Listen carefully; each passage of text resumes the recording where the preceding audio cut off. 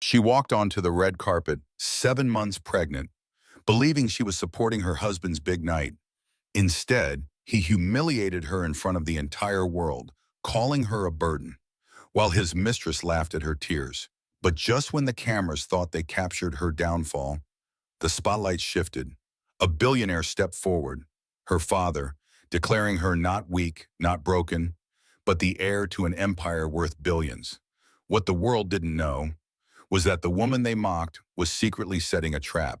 And every move, from the betrayal to the boardroom battles to the FBI raid, was part of her master plan. Stay with me, because what happens next will leave you speechless. And trust me, you won't want to miss the ending. If you love justice, revenge, and stories where the underestimated woman wins it all, make sure to like, comment, share, and subscribe, because this is one story you'll never forget. Madison Hayes Montgomery stood before the full-length mirror in the Plaza Hotel suite, her hands protectively cradling her 7-month pregnant belly. The midnight blue designer gown had cost $30,000, specially tailored to flatter her changing figure. She'd spent 3 hours in hair and makeup, trying to look perfect for Bradley's big night. "You ready yet?" Bradley's voice cut through the room like ice. Her husband of 4 years stood in the doorway, his tuxedo impeccable, his expression anything but loving. "We're going to be late."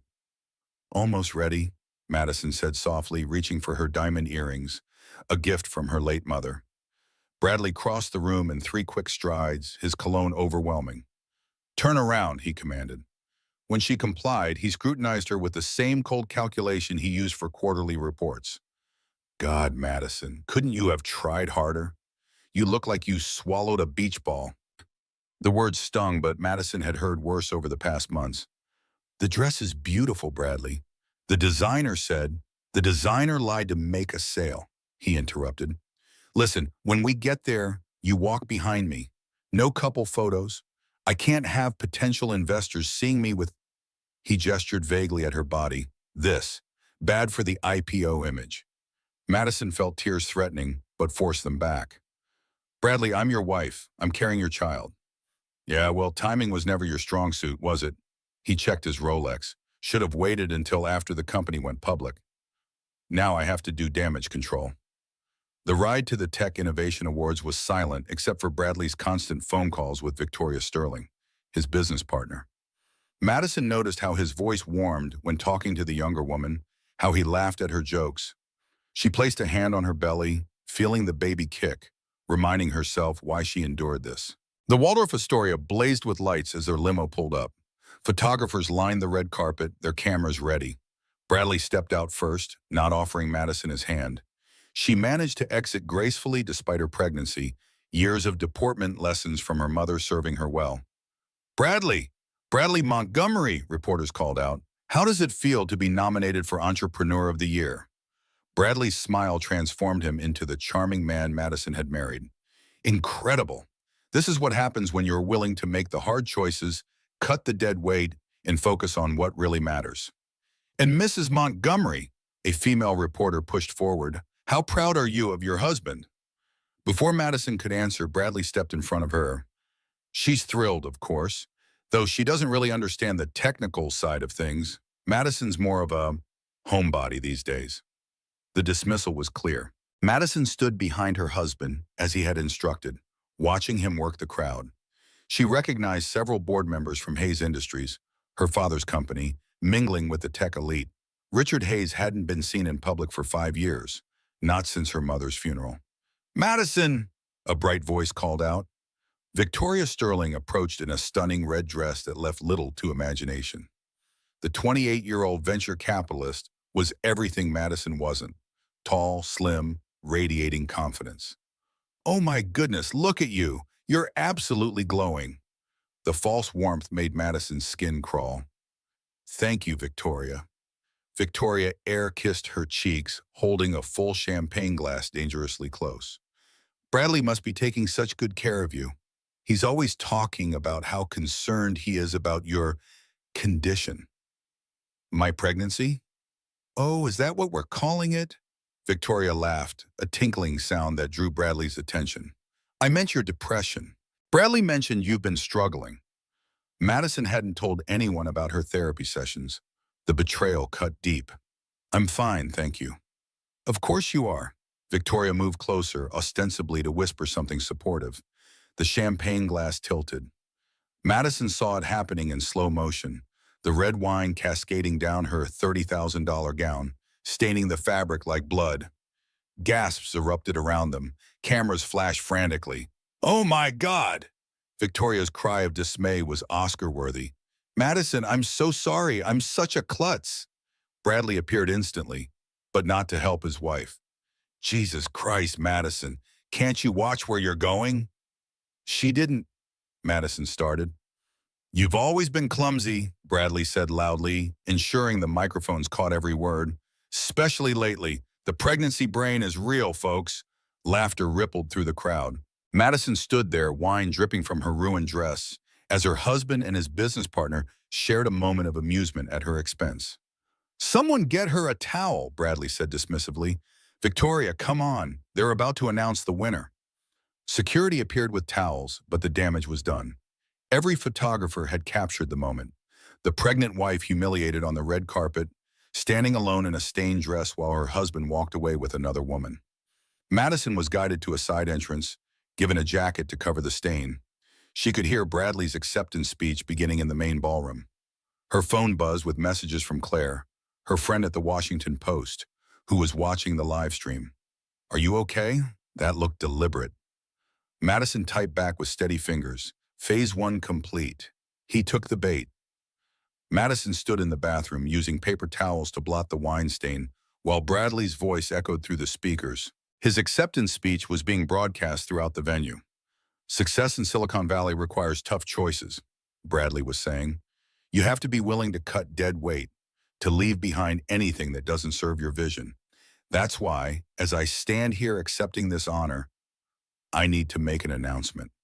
Madison froze. This wasn't part of the plan she'd anticipated. Madison and I are separating, Bradley continued, his voice carrying clearly. It's been a difficult decision, but I've been carrying her depression and instability for too long. As we prepare for our IPO next week, I need to focus on what really matters, the future of Montgomery Tech. Gasps echoed through the ballroom. Madison's phone exploded with messages. She stood perfectly still, watching her reflection in the mirror, counting her breaths the way her therapist had taught her. Mr. Montgomery seems confused about what really matters. The voice was unmistakable. Madison rushed out of the bathroom, pushing through the crowd gathering at the ballroom entrance. Richard Hayes stood at the back of the room, his presence commanding despite his 5-year absence from public life. At 58, her father still cut an imposing figure in his perfectly tailored suit. The entire room had turned to stare. Richard Hayes, someone whispered. The Richard Hayes. Her father walked down the center aisle with measured steps. Bradley had gone pale on stage. His moment of triumph evaporating. Mr. Hayes, Bradley stammered. We weren't expecting... Clearly, Richard said, his voice carrying without a microphone. You were too busy humiliating my daughter to notice much of anything. He climbed the stage steps slowly, deliberately. May I? Bradley surrendered the microphone without protest. Ladies and gentlemen, Richard began, his voice filling the space. I apologize for interrupting Mr. Montgomery's fascinating fiction. I'm here to share some facts. He paused, scanning the room. First, my daughter Madison is nobody's deadweight.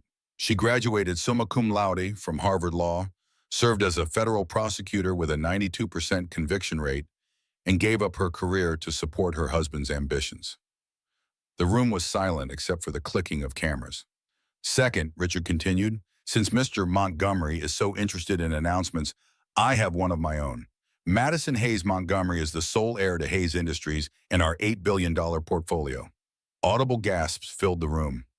Madison watched Bradley's face cycle through emotions, shock, anger, calculation. And third, Richard's voice hardened. Mr. Montgomery's revolutionary technology that's supposed to drive his IPO, it's built on code stolen from Hayes Industries. My lawyers will be in touch. Bradley grabbed another microphone. That's a lie. I developed that code independently. Really? Richard pulled out his phone. Then why do I have emails from you to my former employee, Marcus Blackwell, discussing how to extract our proprietary algorithms? He looked directly at Bradley. Did you think I wasn't watching? That I'd let you destroy my daughter without consequence? Security began moving toward the stage, but Richard raised a hand. I'm leaving. But Madison? He looked directly at her. You're not alone, sweetheart. You never were. He walked off the stage and out of the ballroom, leaving chaos in his wake. Bradley stood frozen, the award in his hand now meaningless. Victoria had disappeared into the crowd. Madison felt her phone vibrate. A text from an unknown number. Well played, Mrs. Montgomery, but the game has just begun. MB. Marcus Blackwell. The name sent chills down her spine. Her father's former employee, now a Wall Street raider with a reputation for hostile takeovers. If he was involved with Bradley, Madison. Bradley's voice cut through her thoughts. He'd found her in the crowd, his face twisted with rage. What the hell did you do?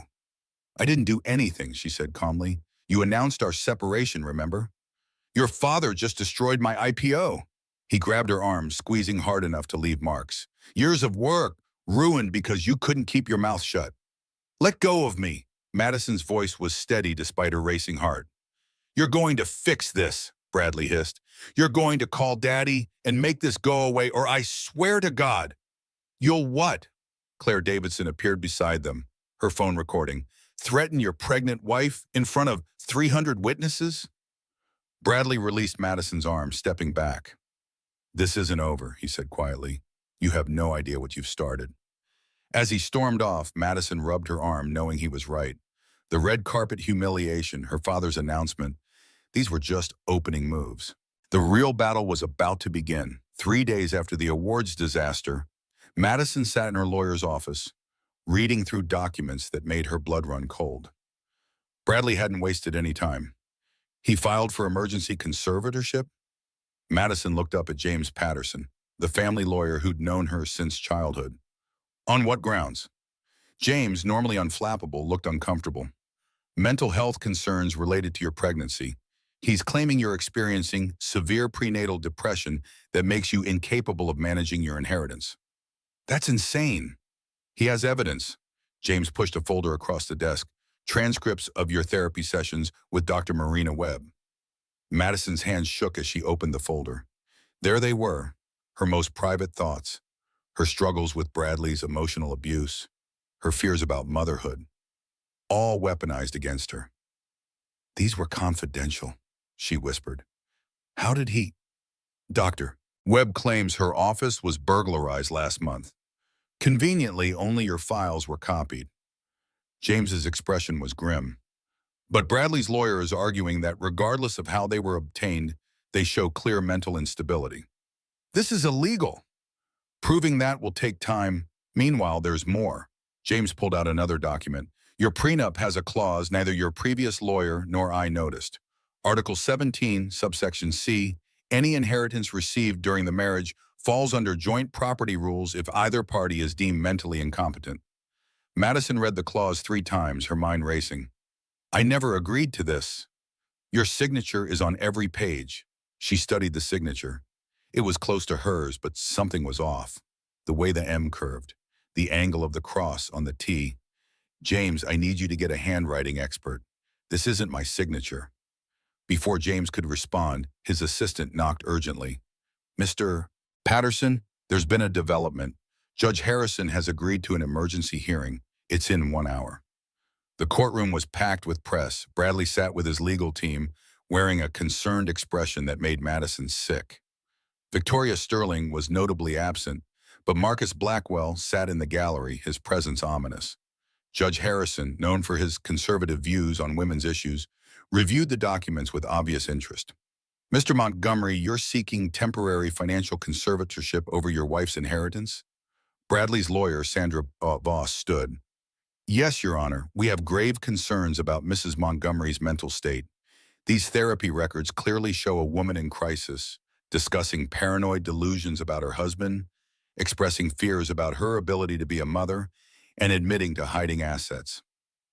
I never hid assets, Madison protested. Mrs. Montgomery, you'll have your turn, the judge said curtly.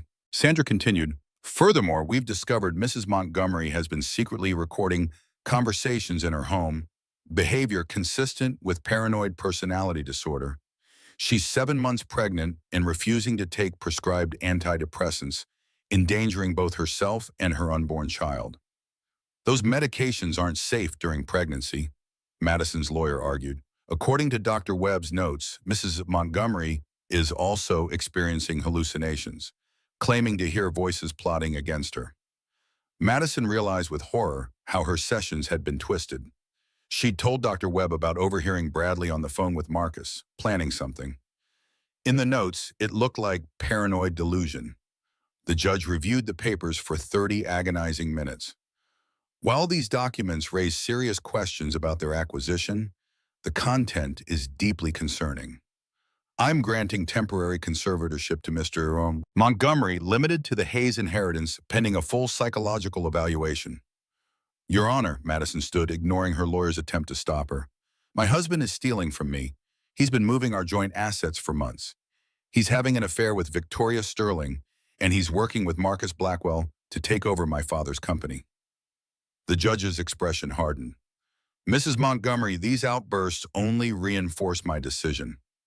You're clearly in distress. I'm also ordering immediate psychiatric evaluation at Yorkville Wellness Center. Yorkville. Madison knew that name.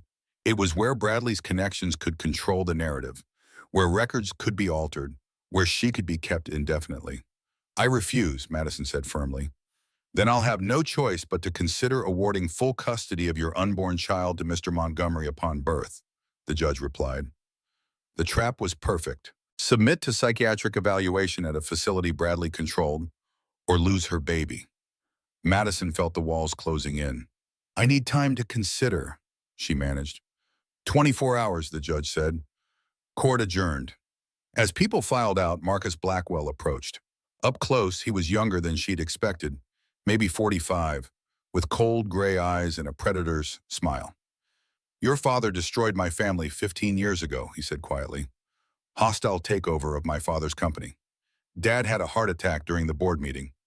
Died on the conference table while Richard Hayes celebrated. He leaned closer. Now I'm returning the favor. Your husband, your inheritance, your father's company, I'm taking it all.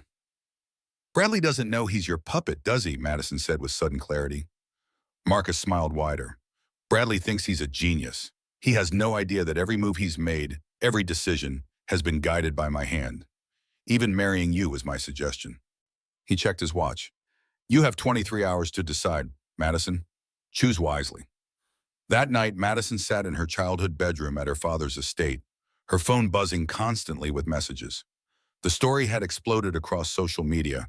#PregnantWifeHumiliated was trending, but opinion was split. Some supported her, others claimed she was clearly unstable.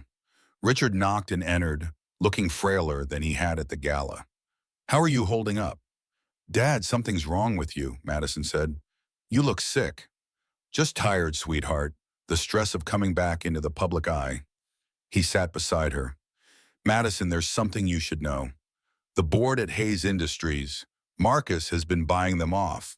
If you're declared mentally incompetent, they can vote you out as heir. How long do I have? 30 days from any declaration of incapacity. Richard pulled her close. I'm so sorry, baby. I should have protected you better. Madison felt her baby kick, strong and insistent. Dad, I need you to trust me. Can you do that? Always. Then I need you to get tested for heavy metal poisoning. Don't ask why. Just do it quietly. Richard studied her face. You know something. I suspect something. Please, Dad, trust me. After he left, Madison pulled out a burner phone hidden in her old jewelry box. She dialed a number she'd memorized 3 months ago. It's me, she said when the call connected. We're moving to phase 2. Are you sure? The voice replied. Once we do this, there's no going back. Madison thought of Bradley's smirk in court, of Marcus's cold eyes, of her father growing weaker each day. I'm sure. And Sarah? She used the real name deliberately. Thank you for playing your part so perfectly. FBI Special Agent Sarah Mitchell, still maintaining her cover as Victoria Sterling, replied, We're going to nail them all, Madison, every last one. The Yorkville Wellness Center looked more like a luxury resort than a psychiatric facility. But Madison knew better. The pristine white walls and manicured gardens hid a darker purpose. She'd had 48 hours to research, and what she'd found chilled her. Patients who entered for evaluation often stayed for months, their testimony discredited, their assets transferred to responsible parties. Dr. Patricia Morse, Yorkville's director, greeted her with a practiced smile.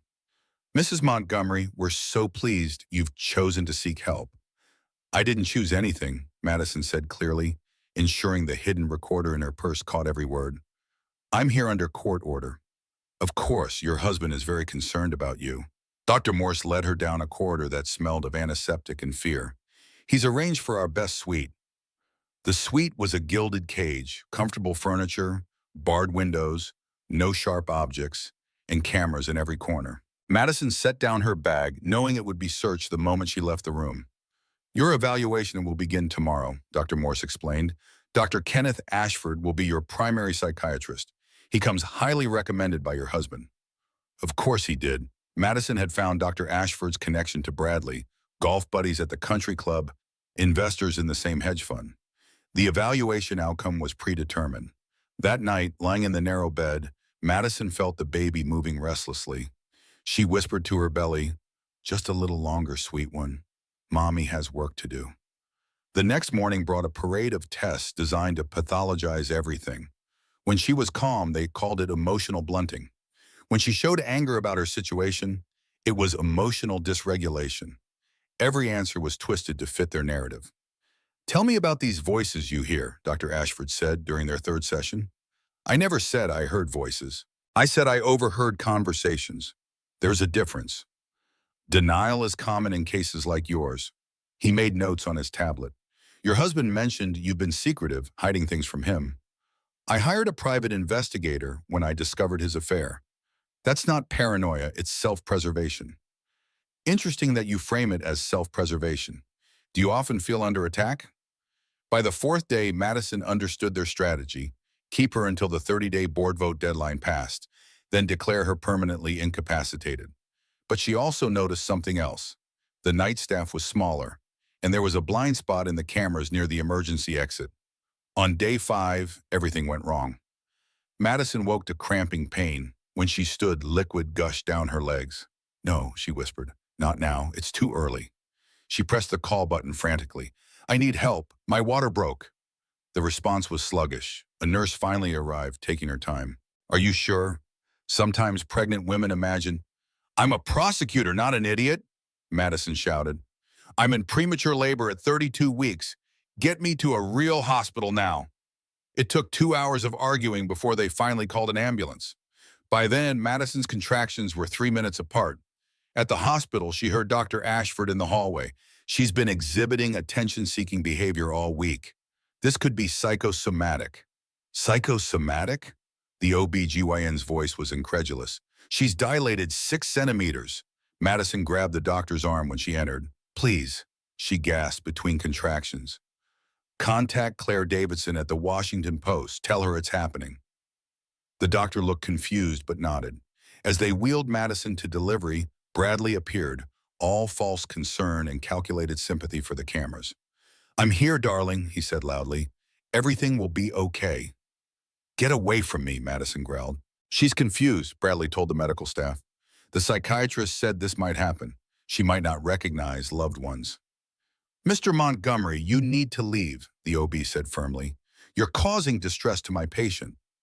"I have medical power of attorney." Bradley produced documents. "Court-ordered, due to her mental state." While they argued, Madison's phone, somehow not confiscated in the chaos, buzzed with a text from Sarah. "FBI raid in 2 hours, hold on." But Madison couldn't hold on. The baby was coming.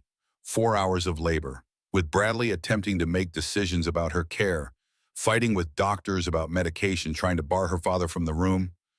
Richard arrived looking even weaker, but stood guard like a sentinel. "You did this," Richard said to Bradley quietly. "The stress you've put her through caused this."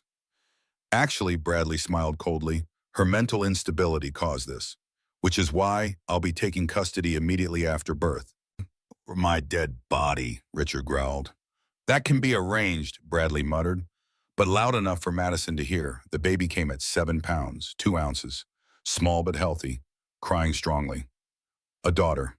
Madison held her for exactly 3 minutes before Bradley's lawyers arrived with custody papers. "You can't do this," Madison sobbed, clutching her baby. "Mental health hold," Bradley said smoothly. "You're a danger to the child. Dr. Ashford's evaluation confirms it."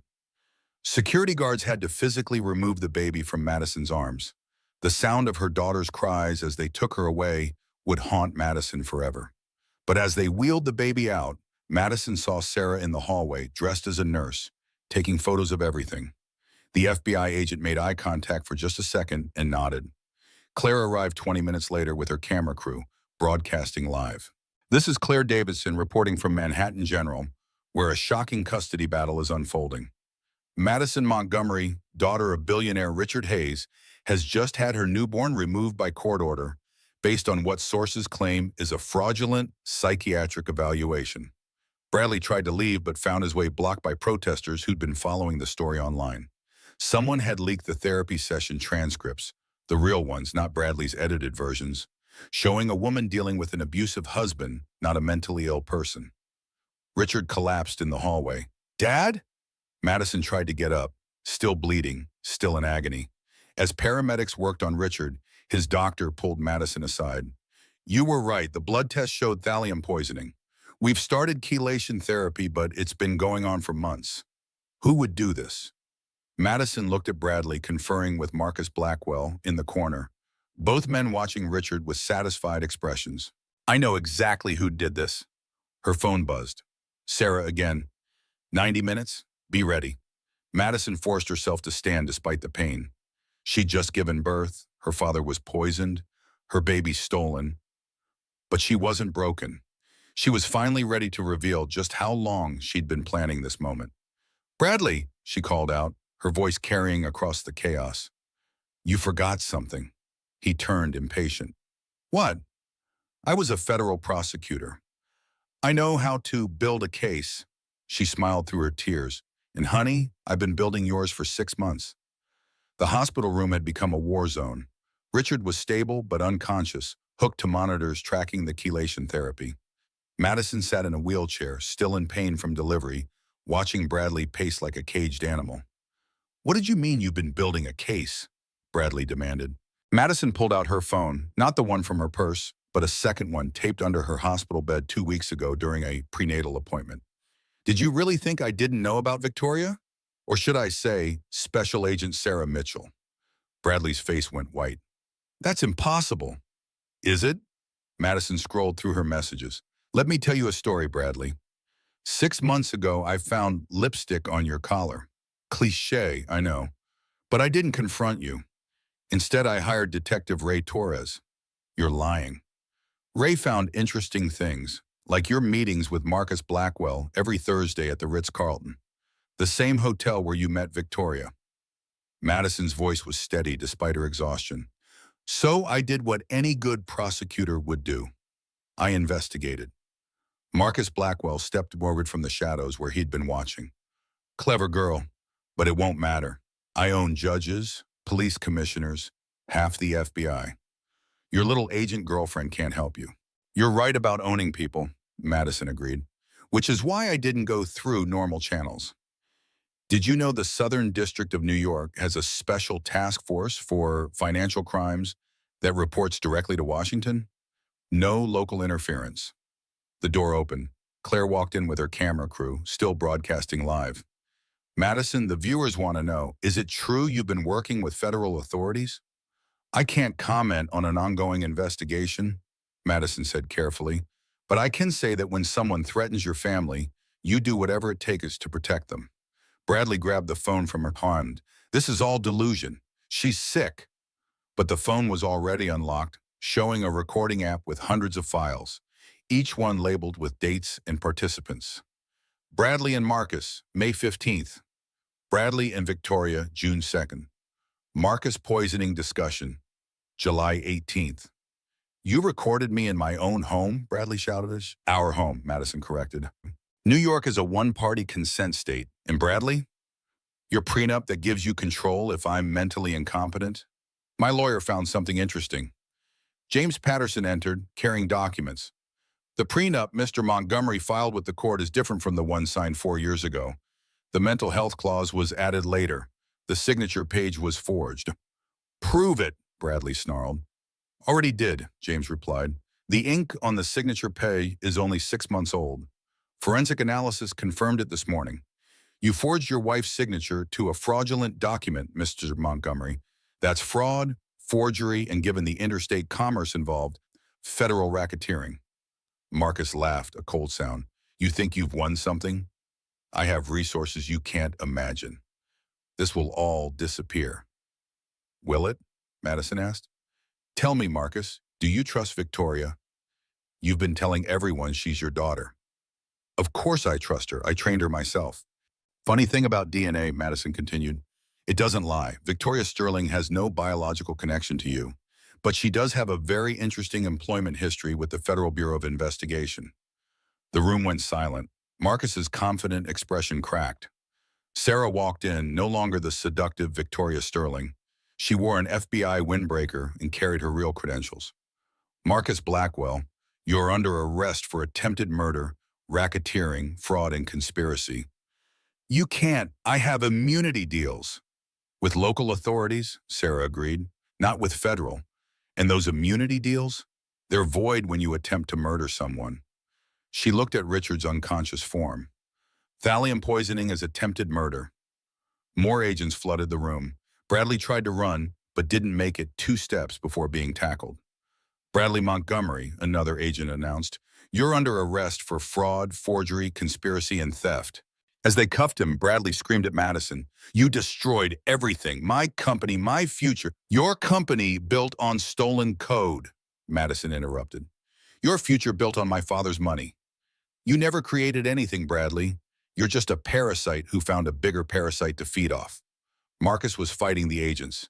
You don't know who you're messing with. I have dirt on half of Washington. Good, Sarah said. We'll want all of that in your plea deal. Though given the attempted murder charge, you're looking at 40 years minimum. Claire's camera captured everything. The arrests, Madison's calm narration, the evidence being cataloged. The live stream had 5 million viewers and climbing. But Madison wasn't done. She struggled to her feet, ignoring the pain. There's more. Bradley, did you know Marcus was poisoning my father? Or were you too stupid to notice? Bradley's face showed genuine shock. Poisoning? Small doses of thallium in Richard's vitamins, Madison explained. The ones you so helpfully brought him every week, telling him they were from his doctor. You were the delivery system for attempted murder. I didn't know, Bradley pleaded. Marcus said they were supplements. Ignorance isn't a defense, Madison said. You know what is a defense? Recording every conversation where Marcus gave you those bottles. Telling you exactly how to ensure my father took them. She pulled up another file on her phone. Marcus's voice clear. Make sure the old man takes these every day. Tell him his doctor insisted. Don't let him skip a dose. You recorded everything, Marcus said with something like admiration. How? My mother was paranoid about security, Madison explained. She had the entire estate wired with recording equipment. Every room, every phone line. I just had to turn it on and wait. Detective Ray Torres entered with boxes of evidence. We also found interesting things at Mr. Montgomery's office. Secret accounts, cryptocurrency transfers to Marcus Blackwell, dating back 2 years. In this, he held up a hard drive. Every piece of stolen Hayes Industries code, with Bradley's digital fingerprints all over it. Bradley had gone silent, the reality sinking in. His lawyers had disappeared the moment FBI badges appeared. Where's my daughter? Madison demanded. Safe, Sarah assured her. Child Services has her in the nursery. With Bradley under arrest, custody automatically reverts to you. Madison nearly collapsed with relief. Richard's eyes fluttered open at that moment, weak but aware. Did we get them? He whispered. We got them, Dad, Madison said, taking his hand. All of them. The next hour was chaos. 47 arrests across 3 states as the FBI rolled up Marcus's entire network. The IPO was canceled. Montgomery Tech's value evaporating in minutes. Every major network picked up Claire's live stream.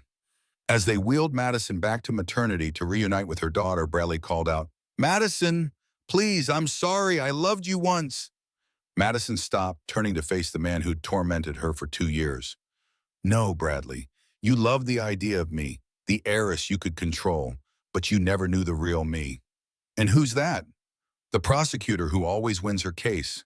She looked at Sarah. "Agent Mitchell, make sure he gets a cell where he can watch the news. I want him to see everything he built become mine." "With pleasure," Sarah replied. Madison held her daughter for the first time in hours, tears streaming down her face. The baby was perfect, unaware of the drama surrounding her birth. "What will you name her?" Claire asked softly, the camera finally off. "Sarah Victoria Hayes," Madison said, "after the agent who helped save us, and as a reminder that sometimes victory comes from the most unexpected places." Richard, wheeled in beside them, smiled weakly. "Your mother would be proud." "I know," Madison said. "I learned from the best. She always said the best revenge is served cold, with proper documentation and federal witnesses." Outside, news vans multiplied as the story exploded worldwide. But inside the small hospital room, 3 generations of the Hayes family held each other, finally safe. 48 hours after the arrests, Madison sat in the Hayes Industries boardroom, her daughter sleeping in a bassinet beside her. Despite having given birth just days ago, she'd insisted on attending the emergency board meeting. The 12 board members shifted nervously in their seats. "Gentlemen," Madison began, her voice cutting through the tension, "and ladies, let's discuss your recent voting patterns." She clicked a remote, and the screen behind her lit up with transaction records. "Over the past 6 months, 7 of you received payments from shell companies linked to Marcus Blackwell, amounts ranging from $500,000 to $2 million. Board member William Anderson cleared his throat. "Madison, you can't prove it, can I?" Madison clicked again. "Here's you, William, at the Ritz-Carlton with Marcus on April 10th.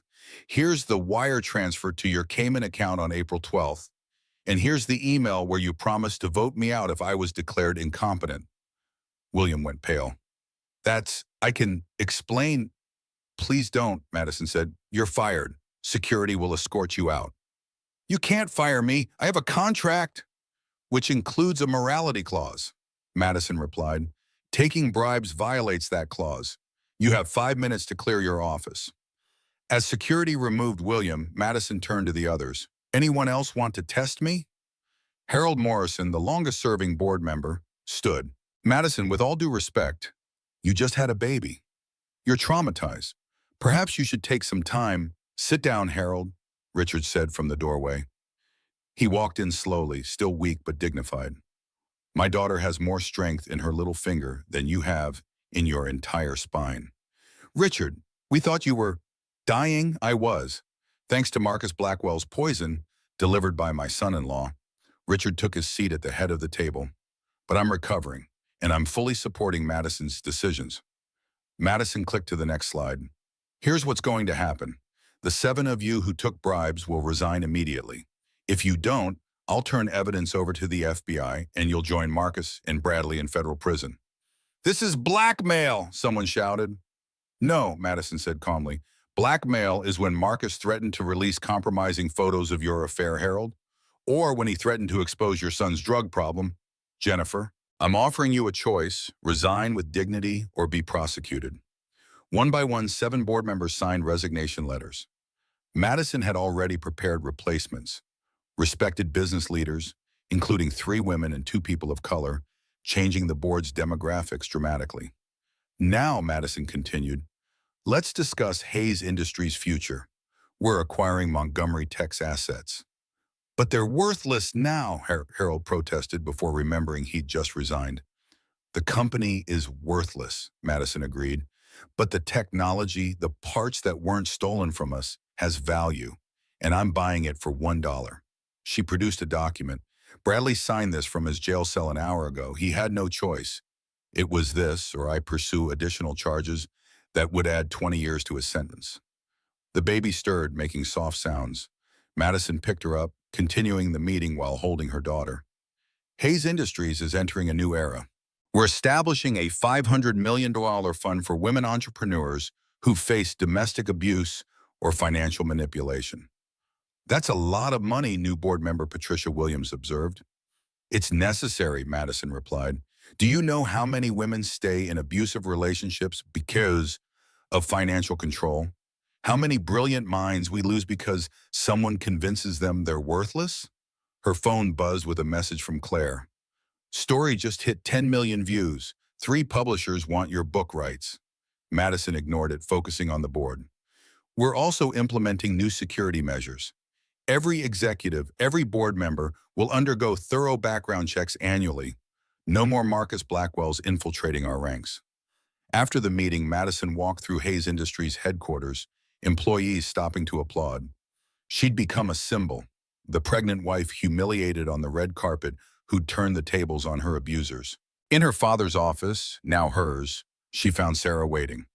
Congratulations, the FBI agent said. You pulled it off. We pulled it off, Madison corrected. I couldn't have done this without you. Sarah smiled. 3 years undercover, pretending to be attracted to Bradley. I deserve hazard pay for that alone. How did you stand it? By remembering why I was there, Sarah said. Marcus Blackwell destroyed 17 companies, ruined hundreds of lives. Your father wasn't his first victim, just his most ambitious target. Madison settled into the executive chair, adjusting her daughter's blanket. What's the final count? 47 arrests so far. Marcus is looking at life in prison. The attempted murder charge is solid. Bradley's got 25 years minimum. The rest of the network is falling apart. And the other victims? We've recovered about 60% of the stolen assets. It'll take years to sort out completely, but people will get justice. Madison's computer chimed with an email. She laughed when she read it. Bradley's mother wants to know if she can still see the baby. What will you tell her? That she's welcome anytime. She's not responsible for her son's crimes. Madison looked at her daughter's peaceful face. Sarah Victoria will miss her grandmother, just not her father. That afternoon, Madison met with Dr. Patricia Morris from Yorkville Wellness Center. The woman who tried to imprison her now sat across from her, sweating nervously. The FBI cleared us, Dr. Morris stammered. We cooperated fully. You cooperated after you were caught, Madison corrected. How many women did you trap there? How many lives did you help destroy?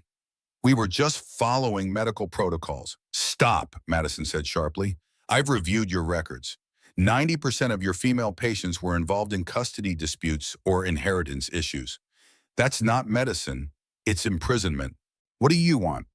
Yorkville is closing, Madison announced. I've bought the facility. You can't. I did. It's being converted into a legitimate women's mental health center, focusing on postpartum support and trauma recovery. Real help, not imprisonment.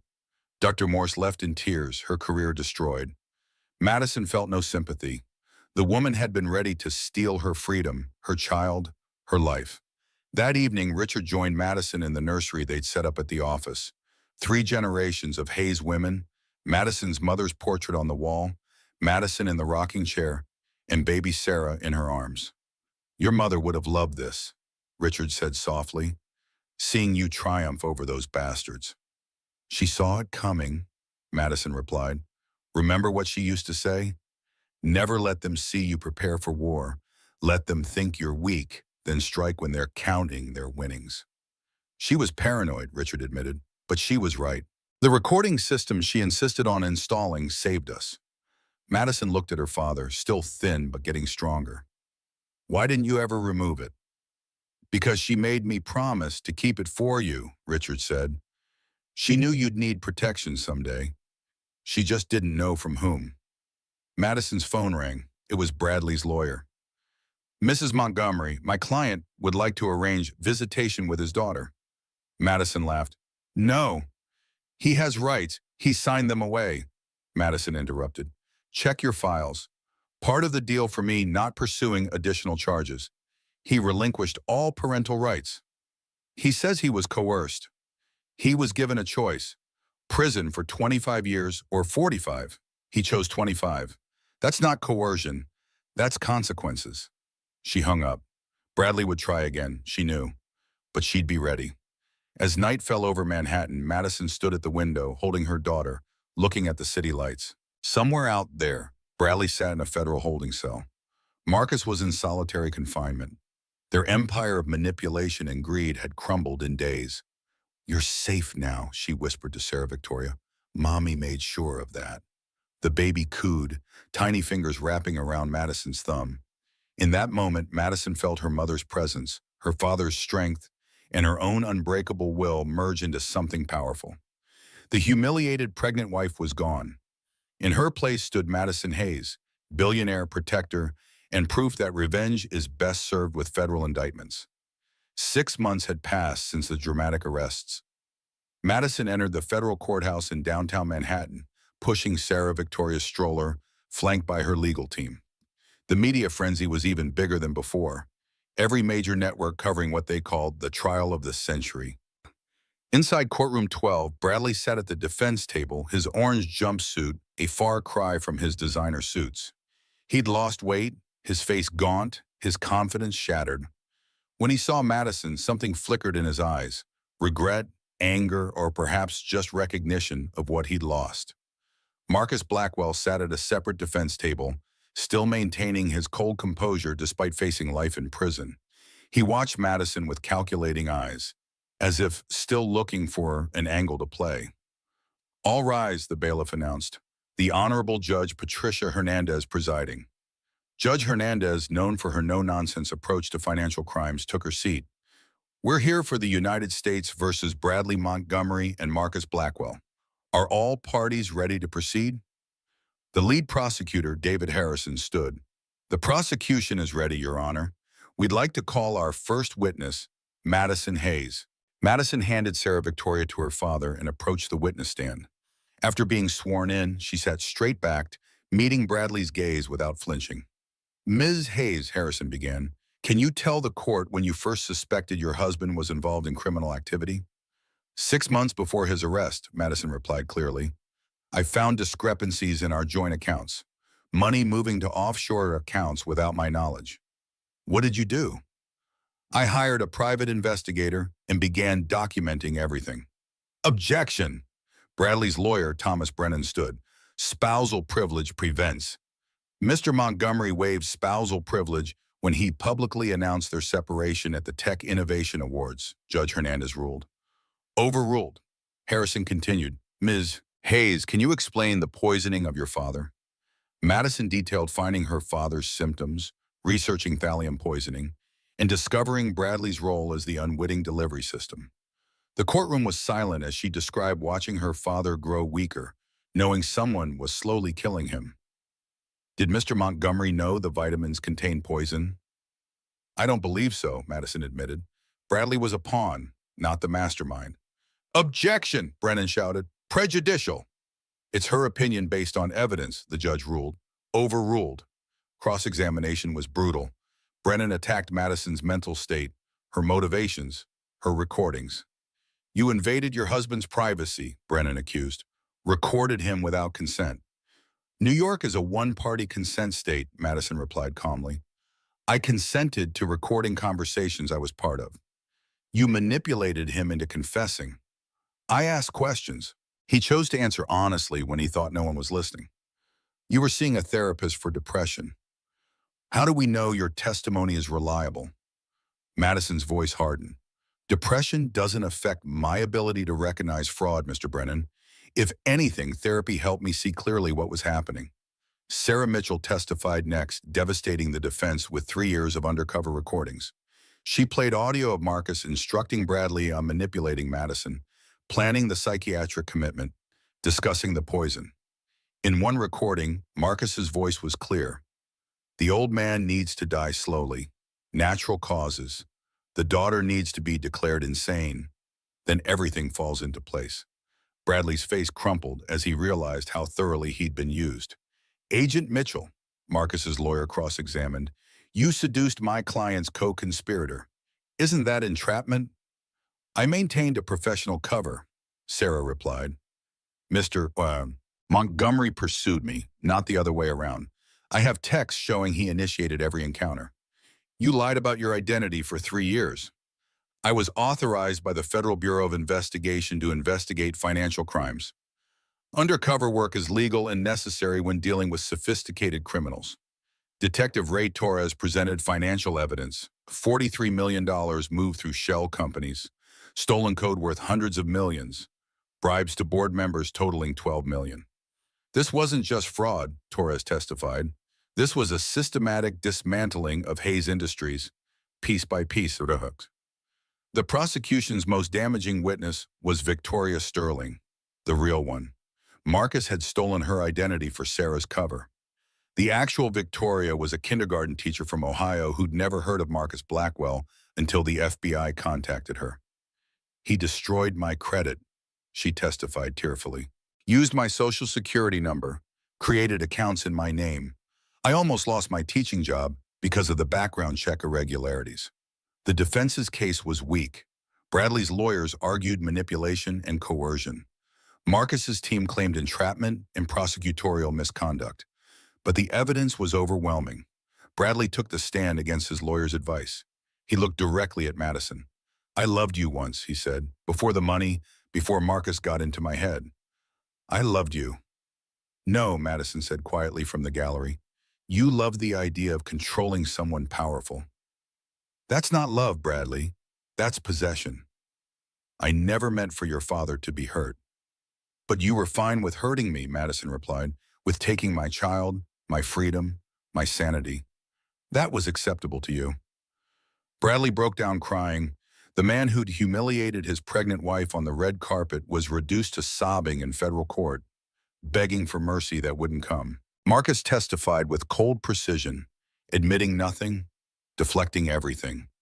But Harrison had saved the best for last, a recording from Marcus's own phone, recovered during the arrest. In it, Marcus detailed his entire plan to his lawyer, believing attorney-client privilege would protect him. It didn't. Privilege doesn't apply when planning future crimes. Richard Hayes destroyed my father, Marcus's voice played through the courtroom. So I'll destroy his daughter, his company, his legacy.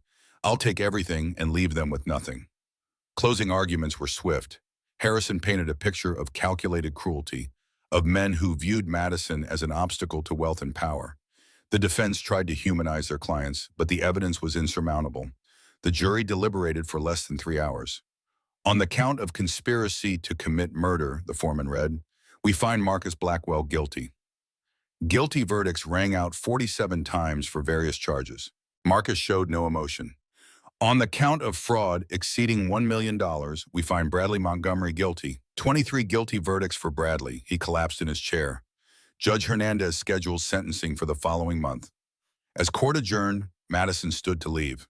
Bradley called out, Madison, please, let me see her. Let me see my daughter.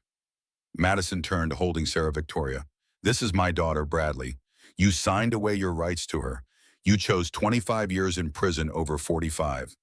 That was your decision. I made a mistake. No, Madison said firmly. You made choices, hundreds of small choices that led here, and now you'll live with them. Outside the courthouse, Madison faced a wall of cameras. Claire was broadcasting live. Madison, how do you feel about the verdicts? Justice was served, Madison replied. But this isn't just about me. It's about every woman who's been financially abused, emotionally manipulated, or had their children used as weapons against them. What's next for you? Madison adjusted Sarah Victoria in her arms. I'm running Hayes Industries, raising my daughter and using our resources to help other women escape similar situations. Any regrets? Madison thought for a moment. I regret not seeing Bradley's true nature sooner, but I don't regret fighting back. I don't regret protecting my family. As she walked to her car, someone shouted, You're an inspiration. Madison stopped. I'm not an inspiration. I'm a survivor who had resources most women don't. That's why I'm using those resources to help others. No one should have to fight alone. That evening, Madison stood in the nursery at the Hayes estate, rocking Sarah Victoria to sleep. Richard sat in the corner, fully recovered now, reading quarterly reports. The board approved the Women's Fund, he said. $500 million, as you requested. Good. How many applications so far? 3,000 in the first week. Madison looked at her daughter's peaceful face. We'll help them all, eventually. You know Bradley will appeal. Let him, Madison said. The evidence is airtight. He'll die in prison, unless he gets early release for good behavior. Madison smiled coldly. Bradley doesn't know what good behavior is. He'll violate every rule, alienate every person, and serve every day of his sentence. Her phone buzzed with a message from Sarah Mitchell. Just wanted you to know, Marcus tried to arrange a hit on you from prison. We caught it. He's going to solitary for the rest of his life. Madison wasn't surprised. Marcus would never stop trying to destroy her. But she'd won. She'd protected her family, reclaimed her power, and built something stronger from the ashes of Bradley's betrayal. 1 year after the trial, Madison stood before Congress, testifying about financial abuse and domestic relationships. Sarah Victoria, now 18 months old, played quietly with Richard in the gallery. Senators, Madison addressed the committee, financial abuse affects 1 in 4 women, yet our laws barely recognize it. Abusers drain joint accounts, destroy credit, hide assets, and use money as a weapon. My ex-husband stole $43 million before his arrest. I was lucky. I had resources to fight back. Most women don't. Senator Patricia Williams leaned forward. Mrs. Hayes, what specific legislation are you proposing? The Financial Freedom Act, Madison replied. It would make financial abuse a federal crime when it crosses state lines, require banks to flag suspicious account activity in divorce proceedings, and establish emergency funds for victims. This would cost billions, Senator James Crawford protested.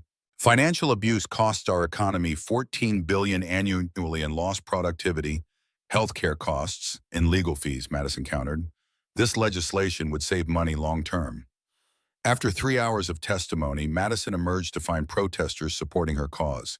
Signs read Madison's Law and financial abuse is real abuse. The movement had grown beyond her story. That afternoon, she visited a women's shelter her foundation had established in the former Yorkville Wellness Center. The facility that had once imprisoned women now offered genuine help, therapy, legal aid, job training, and childcare. Ms. Hayes, a woman approached nervously. I'm Jennifer Mitchell. You probably don't remember me. But you were at Yorkville when I was there, Madison recalled. Your husband had you committed during your custody battle. Jennifer's eyes filled with tears. You saved me. When your story broke, my lawyer used it to prove systematic bias at Yorkville. I got my kids back. Stories like Jennifer's had multiplied.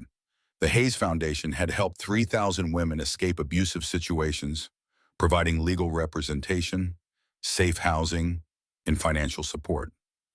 In her office that evening, Madison reviewed a disturbing report. Bradley had somehow been corresponding with journalists from prison, trying to rehabilitate his image.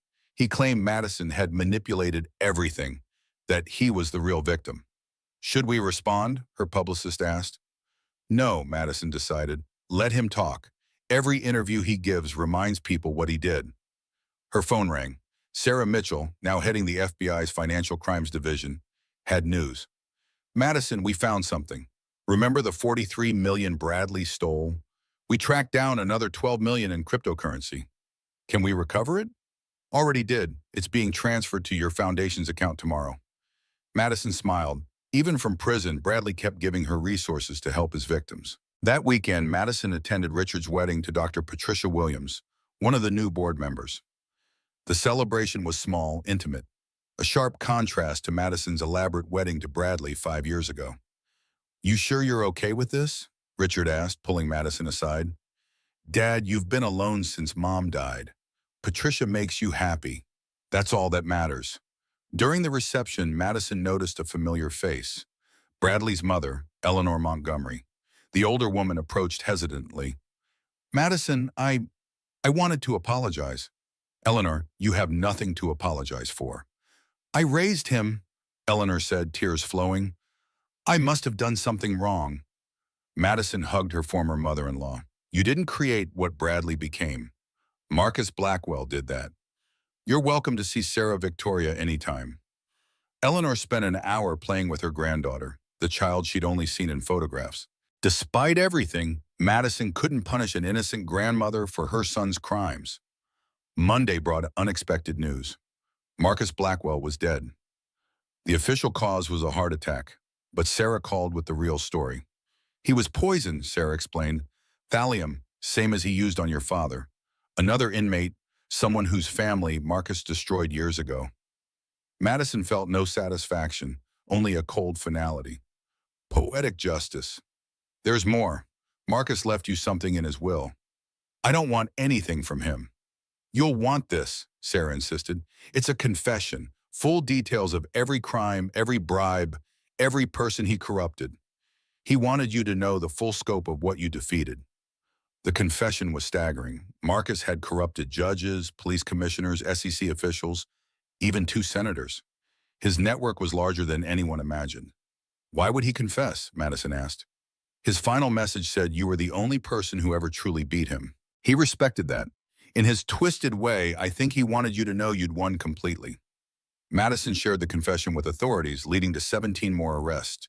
The corruption ran deep, but each revelation strengthened the case for Madison's legislation. Bradley saw his final hope disappear when his last appeal was denied. Security footage showed him watching the news in the prison common room as Madison rang the opening bell at the New York Stock Exchange. Hayes Industries stock hitting record highs. Turn it off, Bradley demanded. No way, another inmate replied. Your ex-wife is hot and rich, and she destroyed you. That's entertainment. Bradley started a fight and ended up in solitary confinement. Again. Back in New York, Madison launched her most ambitious project yet, a technology incubator for women entrepreneurs. Using the remnants of Montgomery Tech's assets, she created something beautiful from Bradley's failure. We're calling it Phoenix Tech, she announced at the launch event, because every woman here is rising from ashes someone else created. The first cohort included 50 women, each with a story of overcoming financial abuse or manipulation. Madison mentored them personally, sharing not just resources but hard-won wisdom. One evening while reviewing applications, Madison found one that stopped her cold. Victoria Sterling, the real one, the kindergarten teacher from Ohio, had applied with an educational technology startup. Madison called her immediately. Victoria, your application is approved. Full funding, no equity required. But after everything that happened with my identity makes you exactly who we want to support, Madison interrupted. You survived identity theft and rebuilt your life. That's the Phoenix spirit we need. As Sarah Victoria's second birthday approached, Madison received an unexpected letter. It was from Bradley, handwritten from prison. Madison, I know you'll probably burn this without reading it, but I need to say something. I was wrong about everything. Marcus showed me recordings of our conversations, the ones where I was sober, honest, cruel. I heard myself and didn't recognize the monster I'd become. I'm not asking for forgiveness. I'm not asking to see Sarah Victoria. I'm just saying I'm sorry. I'm in therapy here, real therapy, trying to understand how I became someone who could hurt the person I claim to love. The therapist says I have narcissistic personality disorder with antisocial features. It's not an excuse, just an explanation. You deserved better. Our daughter deserves better. I'm glad she has you. Bradley. Madison read it twice, then filed it away. No response was necessary.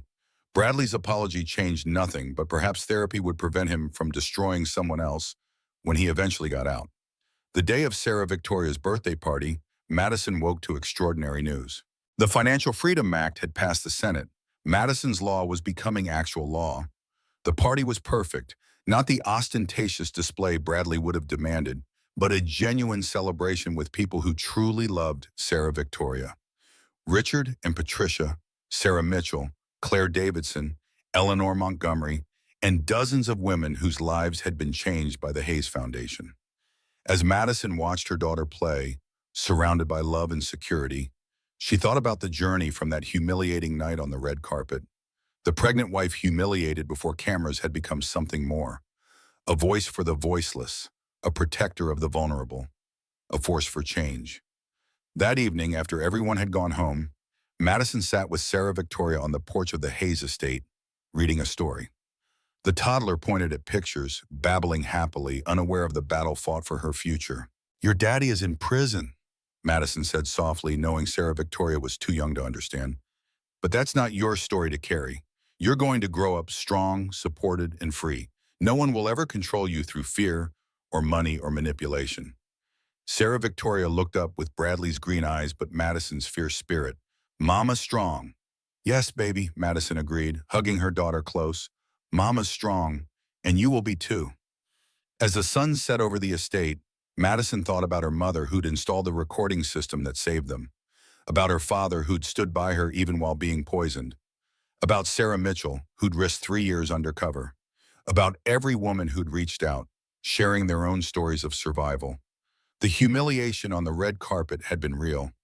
The pain, the fear, the desperation, all real, but so was the triumph that followed. So was the justice served.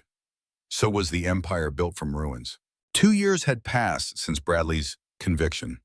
Madison stood in the same ballroom where her humiliation had begun. The Waldorf Astoria transformed for another Tech Innovation Awards.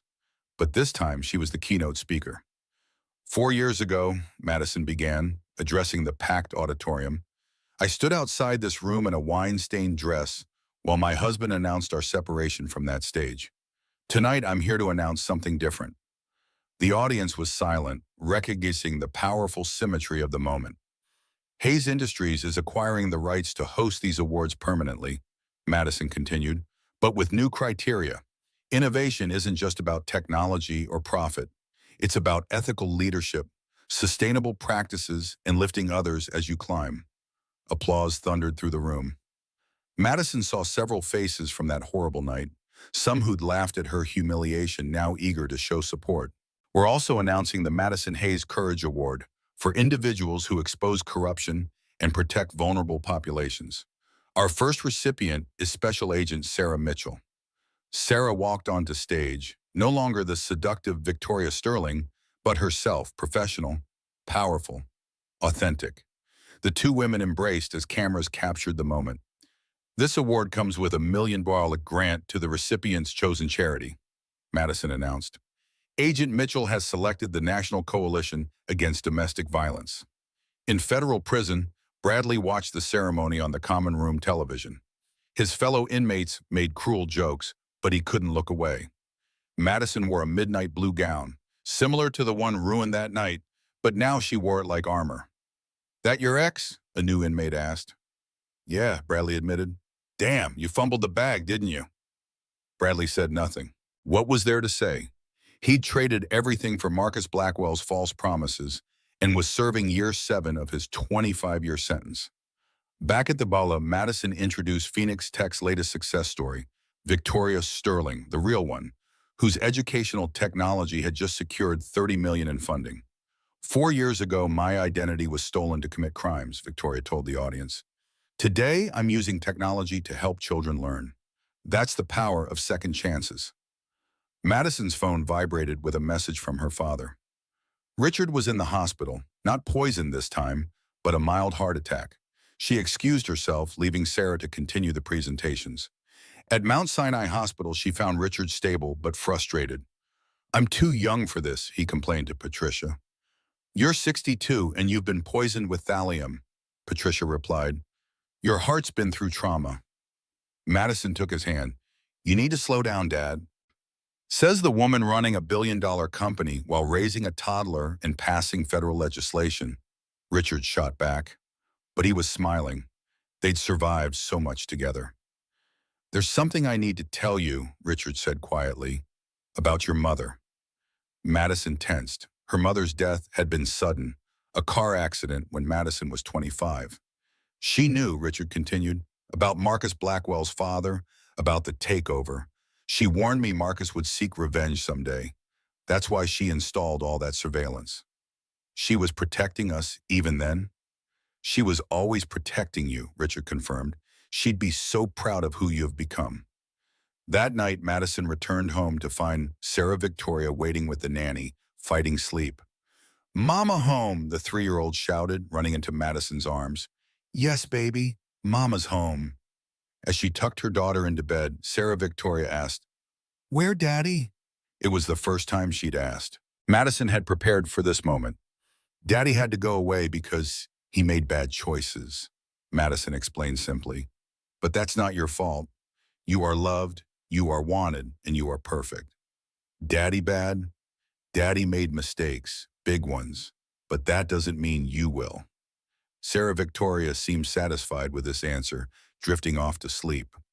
Madison watched her daughter's peaceful face, seeing traces of Bradley, but mostly seeing her own strength reflected back.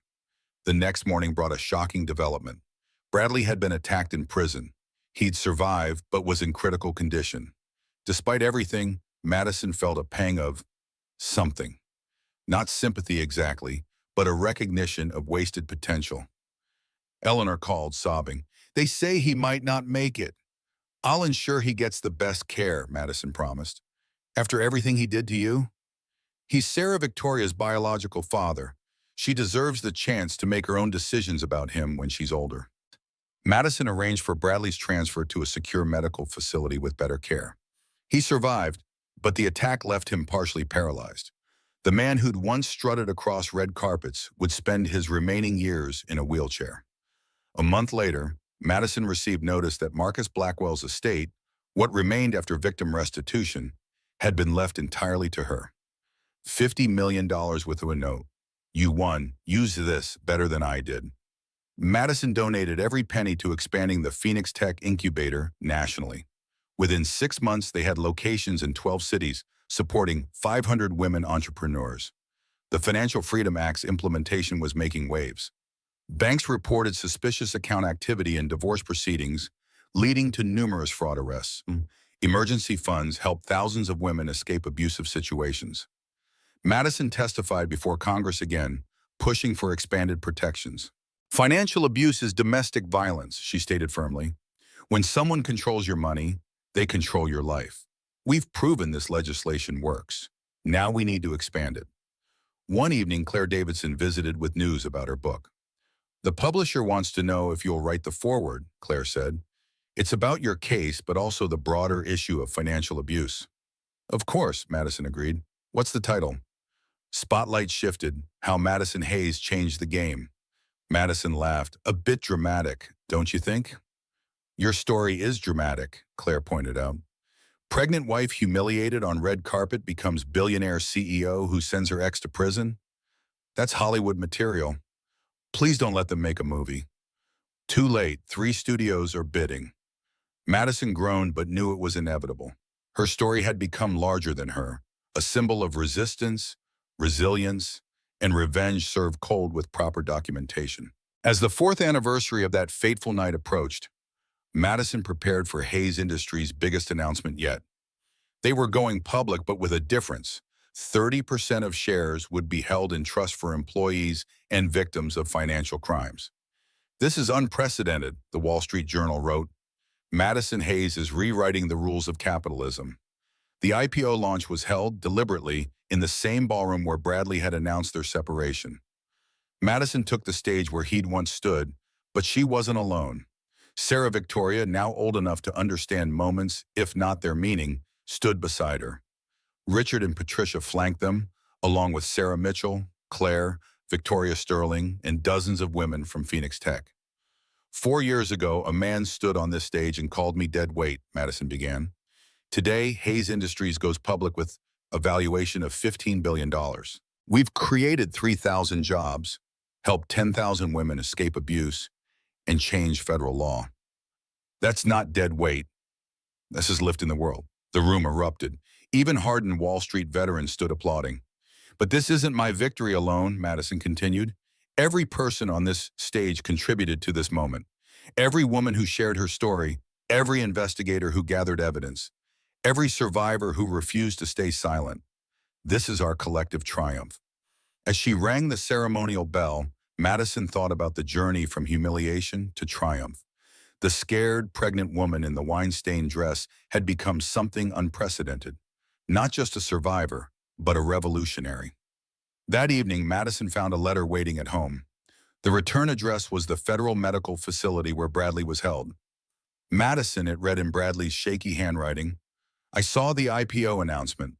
You built something incredible from the ashes I created. I'm paralyzed now, facing my mortality, and I need to say this. I was the dead weight. You were always the strength. I'm signing over any claim to anything, forever. Tell Sarah Victoria her father loved her enough to finally let go. Bradley." Madison filed this letter with the first one. Bradley's words meant little, but his legal relinquishment meant everything. The last tie was severed. As she checked on Sarah Victoria, sleeping peacefully, Madison's phone buzzed with a message from an unknown number. For a moment, her heart raced. Memories of Marcus's threats. But it was just a woman from Phoenix Tech, sharing that her company had closed its first $1 million deal. "You saved my life, Ms. Hayes. Thank you." Madison smiled, responding, "You saved yourself. I just provided resources." Standing in her daughter's doorway, Madison reflected on the transformation. The humiliation on that red carpet had been the catalyst for everything. The investigation, the arrests, the legislation, the empire built on justice rather than exploitation. 5 years had passed since the red carpet humiliation. Madison stood in the Oval Office, watching as the president signed the expanded Financial Freedom Act into law. "This legislation will save lives," the president said, handing Madison the pen. "Your courage in sharing your story, in fighting this battle, has changed America." Madison accepted the pen with steady hands. Every signature on this bill represents thousands of women who refuse to be silenced anymore. The ceremony was broadcast globally. In his federal medical facility, Bradley watched from his wheelchair, his body broken but his mind finally clear. The years of paralysis had forced introspection that freedom never would have allowed. "That's your ex-wife?" his physical therapist asked. "That's Sarah Victoria's mother," Bradley corrected. It was the first time he'd framed Madison in terms that weren't about him. Back in New York, 8-year-old Sarah Victoria watched the ceremony with Richard and Patricia. She was old enough now to understand that her mother was important, that her work helped people, that their family was different from others. "Why doesn't Daddy live with us?" she'd asked recently. "Because Daddy hurt people, including Mommy," Madison had explained. "He's somewhere safe where he can't hurt anyone anymore." "Will I hurt people too?" "No, sweetheart. You get to choose who you become." The Phoenix Tech Incubator had grown into a movement. 50 cities, 10,000 women entrepreneurs, $2 billion in funded ventures. The old Montgomery Tech building, bought for $1, now housed the flagship center. Madison's office wall displayed dozens of success stories, women who'd escaped abuse and built empires. But the most meaningful tribute sat on her desk, a simple photo of her mother, whose paranoid preparations had saved them all. That afternoon, Madison received an unexpected call from Eleanor Montgomery. "Madison, Bradley's been diagnosed with kidney failure. The prison attack damaged more than we knew. He has maybe 6 months." Madison felt something shift in her chest. Not forgiveness, but a kind of release. "What do you need?" "Nothing, I just thought you should know, in case Sarah Victoria ever asks." After the call, Madison made a decision. She video called the facility. Bradley appeared on screen, gaunt and gray, a ghost of the man who had humiliated her. "Hello, Bradley." His eyes widened. "Madison, I didn't expect—" "I'm not calling for you," Madison said clearly. "I'm recording this for Sarah Victoria.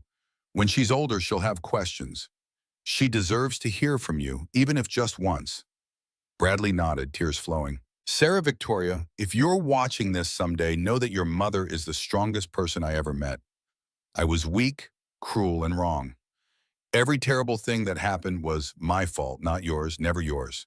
I'm not asking for forgiveness. I don't deserve it. I'm just saying, be like your mother, not like me." He paused, struggling. "Madison, I destroyed everything good in my life. You rebuilt it into something extraordinary. Thank you for ensuring our daughter will know love, stability, everything I couldn't give." Madison ended the call without response. There was nothing left to say. 2 months later, Bradley died quietly in his sleep. Madison didn't attend the funeral but sent flowers with a simple card, "For Eleanor, with sympathy." The news cycle barely noticed. Bradley Montgomery had become a footnote in Madison's larger story. Hayes Industries continued to soar, its unique model of stakeholder capitalism inspiring copycat companies worldwide. Madison appeared on magazine covers, gave TED Talks, advised world leaders, but her proudest moments were quieter, like when Jennifer Mitchell, the woman from Yorkville, graduated law school and joined the Hayes Foundation as lead counsel, or when Victoria Sterling's education technology company went public, making her a billionaire in her own right, or when Sarah Mitchell was appointed FBI director, the youngest in history. On the 5th anniversary of that terrible night, Madison stood once again in the Waldorf Ballroom. But this time, it was for Sarah Victoria's piano recital. The room transformed into a performance space for young musicians. As her daughter played, confident, talented, unafraid, Madison saw Richard wiping away tears. His health had stabilized, the poison's effects managed. He'd lived to see his granddaughter thrive. "She has your mother's gift," he whispered. Madison's mother had been a concert pianist before marrying Richard, another dream deferred for a man's ambition. But Sarah Victoria's dreams would never be deferred. After the recital, Claire approached with news. "The movie about your story, it just won 3 Oscars, including Best Picture." Madison laughed. "I still haven't watched it. The actress who played you thanked you in her speech, said you represent every woman who's been told she's not enough." That evening, Madison found herself in the same bathroom where she'd once hidden, wine-stained and humiliated. She looked at her reflection. Older, certainly, but also stronger, clearer, unbreakable. "Mama!" Sarah Victoria appeared in the doorway. "Are you okay?" "Yes, sweetheart, just remembering something." "Good or bad?" Madison considered. "Both. Sometimes the worst moments lead to the best outcomes." Sarah Victoria hugged her. "I'm glad you're my mama." "So am I, baby. So am I." Later, alone in her office, Madison opened a secure file on her computer. It contained every piece of evidence from the case, recordings, documents, testimonies. She'd kept it all, just in case. But now, 5 years later, with Bradley dead and Marcus gone, with justice served and laws changed, she knew it was time. She deleted the file, keeping only 2 things: the photo from the red carpet, her in the stained dress, humiliated and alone, and the photo from the IPO launch, her triumphant, surrounded by supporters. Before and after. Victim and victor, the full story. Her phone rang. A woman in California, trapped in an abusive marriage, had seen Madison's story and was asking for help. "I don't know what to do," the woman sobbed. "He controls everything." "First," Madison said, her voice calm and certain, "you're going to record everything. Document every transaction, every threat, every moment. Then we're going to get you safe. The Hayes Foundation will help. You're not alone." As Madison talked the woman through her options, she thought about the ripple effects of that night 5 years ago. One woman's humiliation had become a movement. Bradley's cruelty had sparked a revolution. Marcus's revenge plot had led to his own destruction and the liberation of thousands. Outside her window, New York sparkled in the darkness. Somewhere in the city, women were leaving abusive relationships, starting businesses, reclaiming their power. The pregnant wife, humiliated on the red carpet, had become their champion, their proof that survival was possible. Sarah came running into the office. "Mama, look, I got the lead in the school play." "That's wonderful." Madison pulled her daughter close. "What play?" "It's about a princess who saves herself instead of waiting for a prince." Madison laughed, the sound pure and free. "Perfect. Absolutely perfect." As mother and daughter planned costume ideas, the Hayes Empire humming along around them, Madison felt her mother's presence strongly, the recording equipment that saved them, the paranoid preparations that weren't paranoid at all, the strength passed down through generations. "Thank you," she whispered to the portrait on the wall. The story that began with humiliation had become legend. The pregnant wife on the red carpet had transformed into something unprecedented. Billionaire, revolutionary, protector, survivor. But most importantly, she was free. The phone rang again, another woman needing help.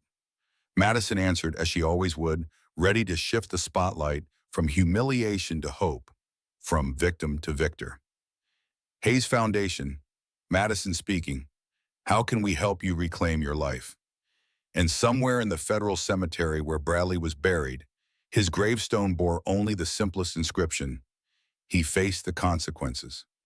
While in the congressional record, the Financial Freedom Act would forever be known as Madison's Law, a permanent reminder that one woman's refusal to stay down had changed the world. Sarah Victoria grew up strong, brilliant, unafraid, never knowing the weight of control or manipulation. She became a judge at 30, the youngest ever appointed, specializing in financial crimes and domestic abuse cases. At her swearing-in ceremony, she said, "My mother taught me that justice isn't about revenge. It's about ensuring no one else suffers what you suffered." Today, I continue her work from the bench. Madison, now 50, gray threading through her hair but spine still straight, watched with pride. The cycle was broken, the legacy secured. That night at the celebration, someone asked Sarah Victoria about her father. "He was a cautionary tale," she said simply. "My mother was the inspiration." Madison overheard and smiled. Her daughter understood perfectly. We are not defined by those who hurt us, but by how we rise despite them. As the party continued, Madison stepped onto the balcony, looking out at the city lights. Her phone showed the Hayes Foundation had just helped its 100,000th woman escape abuse. Phoenix Tech had created 10,000 women-owned businesses. Madison's law had led to 8,000 convictions for financial abuse. The numbers were staggering, but Madison thought of each as an individual story, a woman who'd found freedom, safety, power. "You did it, Mom," Madison said to the night sky. "We did it." A shooting star streaked across the darkness, probably just coincidence, but Madison chose to see it as acknowledgement. Inside, Sarah Victoria was dancing with Richard, now 80, but still spry. Patricia recorded them on her phone, laughing. Claire was interviewing young entrepreneurs for her third book. Sarah Mitchell, retired from the FBI, ran self-defense classes for abuse survivors. This was Madison's true revenge, not Bradley's imprisonment or Marcus's death, but this, a life fully lived, surrounded by love, having transformed trauma into triumph. The pregnant wife humiliated on the red carpet had become legend, but more importantly, she'd become herself, and that was the greatest victory of all. 10 years after, the Waldorf Astoria Ballroom gleamed under crystal chandeliers as 500 guests gathered for the 10th anniversary of the Hayes Foundation's founding. Madison, now 42, stood at the podium where Bradley had once destroyed their marriage, where her father had defended her, where she'd later claimed her triumph. 10 years ago tonight, Madison began, I stood outside this room in a wine-stained dress, watching my life fall apart on live television. The audience was silent, respectful. Many were women the foundation had helped. Lawyers now, doctors, CEOs, survivors who'd built empires from ashes. Today, that stained dress is in the Smithsonian, part of an exhibit on women's resilience. The woman who wore it? She's still here, still fighting, still winning. Thunderous applause filled the room. Sarah Victoria, now 13 and poised beyond her years, introduced the evening's special guest, Eleanor Montgomery, who'd established a fund for children of incarcerated parents. "My son failed," Eleanor said simply. "But his failure led to this, thousands of women freed, laws changed, hope restored. Sometimes our greatest shames become society's greatest gifts." The evening's highlight was the announcement that Madison's law had been adopted by the European Union, making financial abuse a crime across 30 nations. As the gala concluded, Madison walked through the crowd, greeting survivors, partners, champions of change. Each had a story. Each was proof that humiliation could become transformation. Later, in the quiet of her office, Madison opened a package that had arrived that morning. Inside was Bradley's prison journal, sent by Eleanor after finding it in his effects. Day 1847, one entry read, "I watched Madison's Harvard speech today. She said forgiveness isn't about the person who hurt you. It's about freeing yourself. I'll never ask for her forgiveness. But maybe somewhere, she's free." Madison closed the journal. Bradley had died understanding finally what he'd lost. That was enough. Sarah Victoria knocked, entering with hot chocolate, their nightly tradition. "Mom, I've been thinking about law school." "You're 13. "I know, but Grandpa Richard says I have the mind for it. Like you did." Madison pulled her daughter close. "You have the mind for anything you choose. Law, medicine, art, music, the world is yours. I want to help people like you do." "Then you will. But your way, not mine." As they sat together looking out at New York's lights, Madison's phone showed the latest statistics. 1 million women helped globally. 50 billion in assets recovered from abusers. Madison's law preventing countless future crimes. But the greatest victory sat beside her. A daughter who'd never known fear, control, or diminishment. Sarah Victoria would never stand humiliated while someone she loved destroyed her publicly. The cycle was broken forever. Tell me the story again, Sarah Victoria asked. About the red carpet. Madison smiled. It had become family legend, told not with shame, but with pride. Once upon a time, Madison began, a woman in a beautiful dress stood in the spotlight. Someone tried to destroy her in front of the whole world.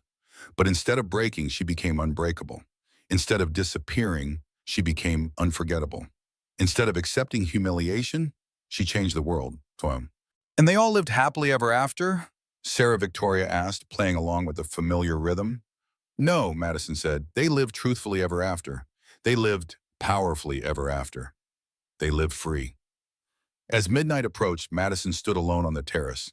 10 years since that awful night. 10 years of fighting, building, transforming. The pregnant wife, humiliated on the red carpet, had become a force of nature. The spotlight had indeed shifted, illuminating not just her rise, but the path for millions of others to follow. And in the federal cemetery, Bradley's grave bore fresh flowers from Eleanor, with a note.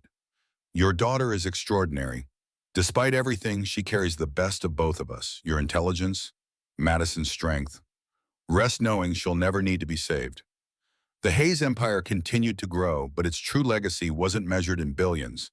It was measured in women who'd found freedom, in laws that protected the vulnerable, in daughters who'd never know their mother's pain. The story that began with humiliation had become history, and history, Madison knew, was just another word for victory that lasted.